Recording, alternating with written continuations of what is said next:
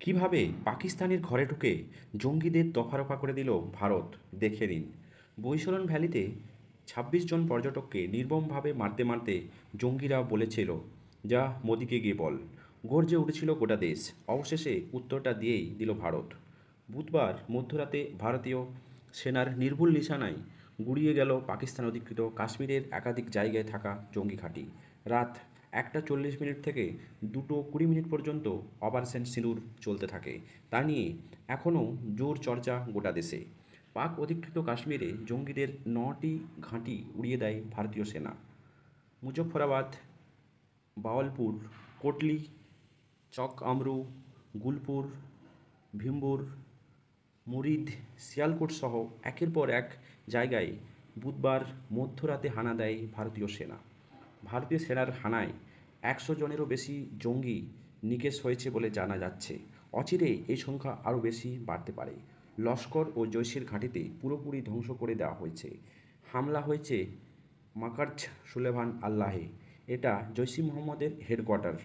১৪ই ফেব্রুয়ারি পুলওয়ামা আটাকের এই সময়ে জঙ্গি ঘাঁটি জড়িত ছিল। এই ক্যাম্পেই ট্রেনিং হয়েছিল পুলওয়ামা হামলার ষড়যন্ত্রীদের। করাচির তোরখাম হাওয়াই এর উপরে অবস্থিত ১৫ একর জমি জুড়ে এই প্রতিষ্ঠানটি।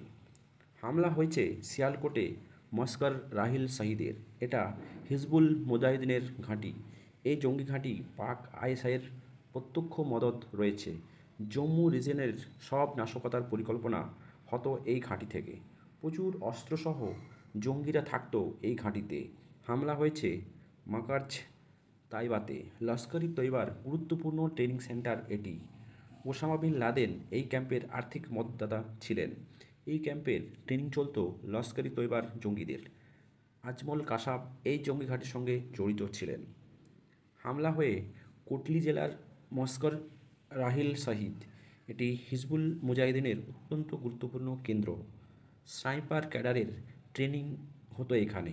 হিজবুল মুজাহিদিনের প্রধান সাইয়েদ সালাল উদ্দিন এই জঙ্গি ঘাঁটির সঙ্গে জড়িত ছিলেন।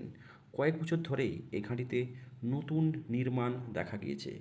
কিন্তু গতকাল মধ্যরাতে যে লীলা চালালো ভারতের বায়ুসেনা, নৌসেনা এবং স্থলসেনার যৌথ প্রয়াসে, এই যে বড় একটা স্ট্রাইক, যেটির নাম দিয়েছে মোদী সরকার সিঁদুর, ভারতীয়দের এই যে ট্যুরিস্ট অ্যাটাক হয়েছিল তার যোগ্য জবাব হিসাবেই ভারতবাসী এখনও পর্যন্ত এই স্ট্রাইককে দেখছেন।